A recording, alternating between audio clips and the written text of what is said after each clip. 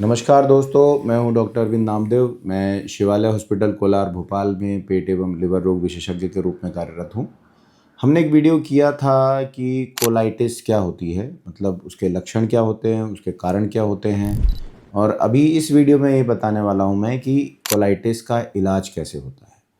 देखिए, कोलाइटिस मतलब कोलोन की सूजन। कोलोन जो है हमारी बड़ी आंत को कहते हैं। बड़ी आंत जो हमारे पेट में लगभग 3 मीटर लंबी होती है, जो राइट साइड से शुरू होकर लेफ्ट अपर पार्ट पे होते हुए लेफ्ट साइड में जाके नीचे खुलती है। ये जो कोलाइटिस है, इसमें अगर सूजन आ जाए तो उसे कोलाइटिस कहते हैं, जो कि इन्फेक्शंस मोस्ट कॉमनली होती है। और उसके बाद जो सबसे कॉमन डिजीज़ हमको मिलती है वो है अल्सरेटिव कोलाइटिस। इसके अलावा कुछ सूडोमेमोनास कोलाइटिस, कुछ इस्कीमिक कोलाइटिस, ये सब मिलती हैं। वो जनरली आईसीयू में क्रिटिकल पेशेंट्स पे होती हैं। उसको हम कवर नहीं करते क्योंकि वो डॉक्टर्स वहाँ पे आपके तय करें तो बेहतर है। कॉमन सिम्टम्स में जो पेट की परेशानी होती है कि सूजन है, पेट दर्द हो रहा है, दस्त बार बार लग रहे हैं, उसमें कभी कभी खून आ रहा है, दवाइयाँ काम नहीं कर रही हैं, वहाँ डायग्नोसिस बहुत ज़रूरी हो जाता है।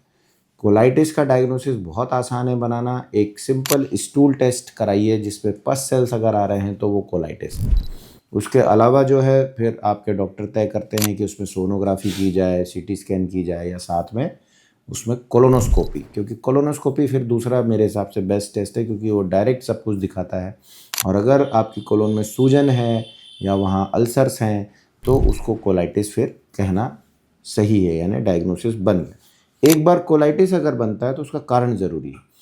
इन्फेक्शियस कोलाइटिस जो जनरली दस्त या डिसेंट्री या ब्लड मिक्स स्टूल के साथ प्रेजेंट करता है, इसका ट्रीटमेंट आसान होता है क्योंकि इसमें एंटीबायोटिक्स, कभी कभी प्रोबायोटिक्स, कभी कभी आपकी इम्यूनिटी अगर अच्छी है तो ये अपने आप भी ठीक हो सकती है। खून आने लगे तो दवाइयाँ लेनी चाहिए और डॉक्टर से मिलना चाहिए। ये इन्फेक्शियस कोलाइटिस जो शॉर्ट टर्म होती है, जल्दी ठीक हो जाती है।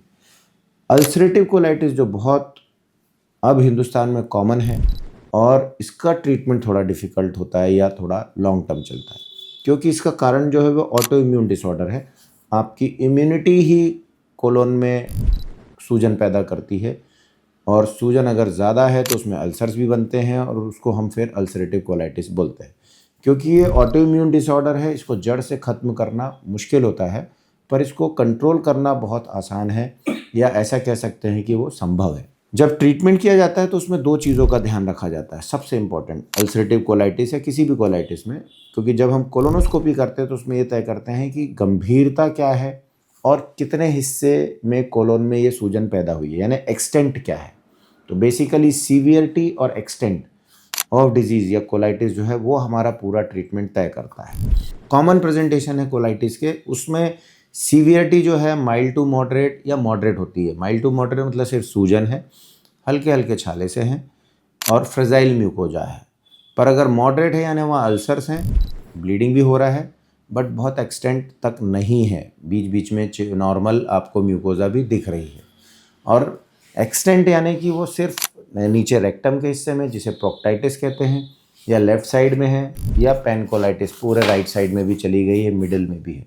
तो ये जो पूरी की पूरी कोलाइटिस है, यहाँ पे बीमारी को एक्सटेंटेड माना जाता है। तो यहाँ पे सिस्टमिक दवाइयाँ दी जाती हैं। दवाइयाँ भी जो इसमें कई तरह की होती हैं। जनरली पहला गोल होता है कि रेमिशन में लाया जाए डिजीज़ को, यानी कि उसको कंट्रोल कर लिया जाए। यहाँ पे दवाइयाँ डिपेंडिंग, अगर सीवियर है तो पेशेंट को एडमिशन भी एडवाइस किया जाता है, खाना पीना बंद करके उसको कुछ इंजेक्शंस जिसमें स्टेरॉइड या दूसरे बायोलॉजिकल्स भी हो सकते हैं, ये आपके डॉक्टर आपको एडवाइस करेंगे। और जनरली इन पे खाना पीना बंद करके जब इंजेक्शंस दिए जाते हैं तो कंट्रोल बड़ा अच्छा और जल्दी मिलता है। एक बार सीवियरिटी कम हुई, कंट्रोल में आए, तो फिर वहाँ पे आपको ओरल मेडिसिन्स यानी जो दवाइयाँ खाने की वो दी के छुट्टी की जा सकती है। स्टेरॉइड अगर काम नहीं कर रहा है या इम्यूनोमोड्यूलेटर काम नहीं कर रहे हैं तो अब नई दवाइयाँ आ गई जिनमें बायोलॉजिकल्स कहलाते हैं, जो कि एडालीमुवेब, वेजोलीमुवेब, कई तरह के नामों से आ रही हैं, जिसमें कि उसको इंजेक्शन देने होते हैं और मरीज़ उसमें ठीक हो जाता है। इसके अलावा भी जो स्मॉल मॉलिक्यूल्स करके भी बायोलॉजिकल्स हैं जो ओरली दिए जा सकते हैं, जो काफ़ी अच्छी दवाइयाँ हैं। टोफासिटिनिब, उपाटासिटिनिब, ये दवाइयाँ आपको बेहतर कंट्रोल करती हैं अल्सरेटिव कोलाइटिस में। तो बेसिकली इसमें और भी दवाइयाँ हैं, बट आई थिंक वो वीडियो के एस्पेक्ट से बाहर है, वो डॉक्टर्स ही तय करें तो बेहतर है। समझना है कि कोलाइटिस के इलाज में जो अल्सरेटिव कोलाइटिस खास तौर से, इसमें इम्यूनिटी के साथ आपको एक तारतम्य बिठाना होता है, जिसमें सीवियरिटी और एक्सटेंट के हिसाब से आपके डॉक्टर्स आपको कभी एडमिशन के साथ में इंजेक्शंस, उसके साथ में कुछ गोलियां दवाइयां आपको तय करेंगे। एक बार अगर बीमारी कंट्रोल में आ गई तो फिर अगला टारगेट होता है कि दवाइयों को मिनिमम पे लाया जाए ताकि साइड इफ़ेक्ट्स उसके लॉन्ग टर्म खाने पे कम हो। मिनिमम मेडिसिन के साथ अगर कंट्रोल बना हुआ है तो that is the goal of your treatment. दवाई बंद करना मुश्किल होता है, बट अगर 6 महीने साल भर तक रेमिशन में रहें, यानी कि कोलाइटिस के अटैक्स ना आए, तो दवा बंद करके भी देखी जा सकती है। कभी कभी रिकरेंस होता है तो आपके डॉक्टर आपको दवाइयाँ फिर से प्रिस्क्राइब करके या बढ़ा भी सकते हैं। इसलिए अल्सरेटिव कोलाइटिस जो है, इसकी नेचुरल हिस्ट्री अगर देखें तो फ्लक्चुएटिंग होती है।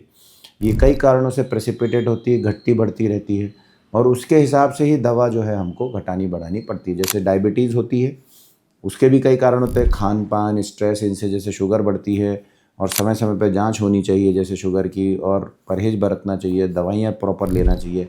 वैसे ही कोलाइटिस में, स्पेशली अल्सरेटिव कोलाइटिस में जो लॉन्ग टर्म डिजीज़ है, आपको अपनी कोलन का, अपने सेहत का ध्यान रखना होता है।